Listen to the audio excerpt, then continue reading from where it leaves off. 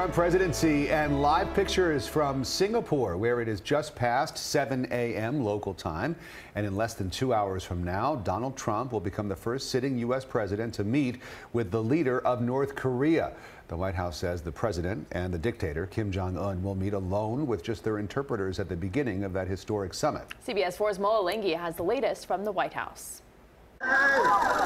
North Korean leader Kim Jong-un waved to the crowds as he took a nighttime stroll around Singapore ahead of his one-on-one meeting with President Trump. Earlier in the day, President Trump met with Singapore's president and expressed optimism about the summit. My friend, we've got a very interesting meeting in particular tomorrow, and I think things can work out very nicely. Secretary of State Mike Pompeo spent part of the day with North Korean officials to lay the groundwork for the meeting. The fact that our two leaders are sitting down face to face is a sign of the enormous potential to accomplish something that will immensely benefit both of our peoples and the entire world. The White House says the only outcome the United States will accept is complete denuclearization of the Korean Peninsula. But Secretary Pompeo avoided specifics about what the U.S. is offering North Korea in exchange. We're prepared to take what will be security assurances that are different, unique, than have been provided, that America has been willing to provide previously. Pompeo also said the U.S. will keep up the economic pressure until North Korea takes verified steps to dismantle its nuclear arsenal. Former NBA star Dennis Rodman, a longtime friend of the North Korean dictator, arrived in Singapore ahead of the summit.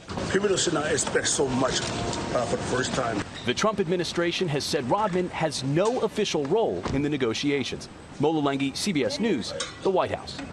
President Trump spoke by phone with South Korea's president earlier today to touch base one more time before the summit begins. Congressman Mario Diaz-Balart from South Florida was here in town for an event on infrastructure, and we asked him to weigh in on expectations going into the historic meeting. The goal here is not giving concessions to North Korea, is not just holding hands and singing songs. It's so that Korea does not, again, relinquishes its nuclear program. That is the goal. That has to be the goal. I'm hopeful that that goal can be reached. I would encourage the administration that if anything short of that is talked about, that they walk away. And here's the important thing. Congress has been very clear, and I'm very clear, that we have to pressure North Korea, increase sanctions. If this thing shows results, great. But if it doesn't, then we have to be willing to increase sanctions even more and always keep every option on the table. And CBS News will have extensive coverage of tonight's summit in Singapore. The network will broadcast the meeting as it happens, which is expected to be around 8 or 9 p.m. our time. So over the next couple of hours, also, we will have the very latest on the historic event tonight on the CBS 4 News at 11.